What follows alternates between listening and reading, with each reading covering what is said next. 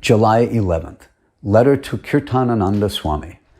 On July 11th, Srila Prabhupada had to write a similar letter to Kirtanananda. In that letter, it is stated, I'm quoting from the letter, a letter has been sent to all the temple presidents in GBC, which you should be receiving soon, describing the process for initiation to be followed in the future. Srila Prabhupada has appointed thus far 11 representatives who will initiate new devotees on his behalf.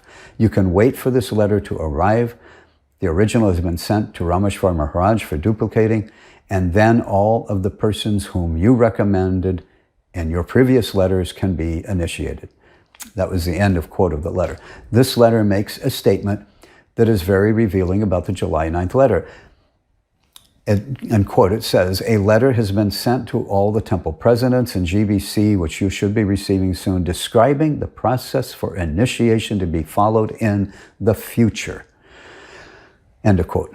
Rather than saying that the July 9th letter will describe a process for initiations to be followed for the next 1 or 2 initiations while Srila Prabhupada is currently present, it just says the July 9th letter describes the process for initiations to be followed in the future.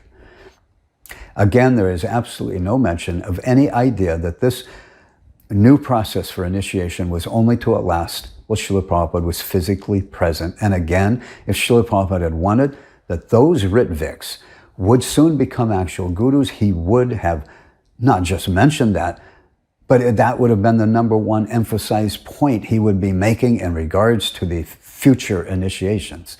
It wasn't Srila Prabhupada who selected those men to become gurus.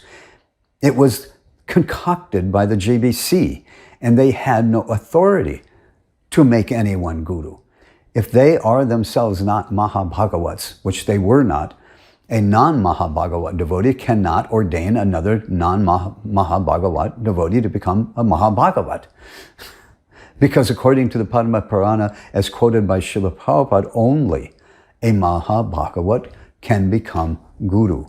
The entire guru system the GBC has been following for over 43 years, as of the time of this video being recorded, is all totally false. It is all totally one big farce. And that is another point.